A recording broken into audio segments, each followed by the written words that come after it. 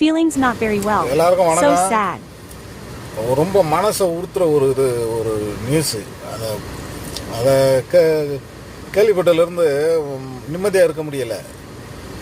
என்னென்னா, ஒரு குழந்தை இல்லாதவங்கலாம் எவ்வளோ பேர் கோயிலுக்கு போய்கிட்டு அலைஞ்சிக்கிட்டு எவ்வளோ வேதனைப்படுறாங்க. ஒரு பிள்ளையை பெற்று அதை வளர்த்து அதை ஆளாக்கி அது நல்ல விதமாக வாழ்கிறத பார்க்குறதுக்காகவே பெற்றவங்க வந்துட்டு அவ்வளோ சந்தோஷப்படுவாங்கல்ல. அந்த மாதிரி ஒரு பையன் விசாரணைக்காக நீ கூட்டிக்கிட்டு போனது சரி, கூட்டிக்கிட்டு போய் விசாரிச்சியா வெட்டியான்னு இருக்கணும். அடித்து அவனை தேவையில்லாமல் அடித்து அவனை கொன்று, ஏற்கனவே 2 பேர் ஜெயராக்ஸ் பெனிக்ஸ் 2 பேரும் அடித்து கொண்டு பிடிச்சி இந்த போலீஸு. அதே மாதிரி இப்போ இந்த பையனை வந்துட்டு அடித்து கொண்டு பிடிச்சி இந்த போலீஸு.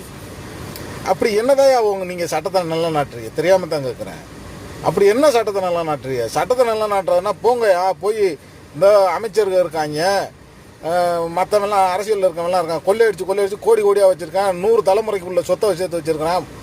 அப்படி சட்டத்தை நல்லா நாட்டுற ஆளுங்க போய் அங்கே உங்கள் வீரத்துகளை காட்டுங்கய்யா.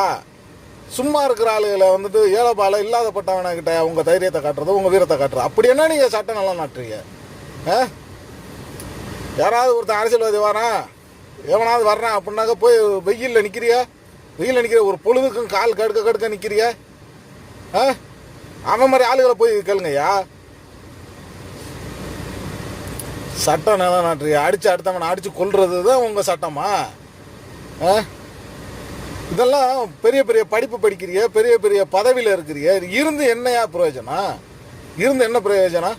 எல்லாம் அந்த அரசியல்வாதிகளுக்கு வந்து அடிமை வேலை பார்க்குறதுக்கும் அடிமை சங்கிலியாக இருக்கிறதுக்கு இந்த படிப்பெல்லாம் படிக்கிறதா? இந்த இது நீதித்துறை இருக்குது. நீதித்துறை ஏன் நீங்கள் ஒரு சட்டம் போட மாட்டீங்களா? இல்லை நீங்கள்லாம் கேட்க மாட்டீங்களா? எப்படியா ஒரு மனுஷனை இயற்கையாக வந்த உசுரை கொல்றதுக்கு நீங்கள் யாரையா நீங்கள்?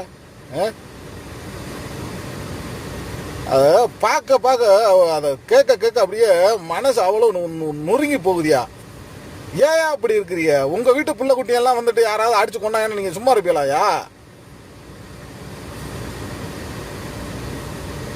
ஐயோ, இந்த தமிழ்நாடு எதை நோக்கி போய்கிட்டு இருக்கு என்னன்னு ஒன்றுமே புரியலையா?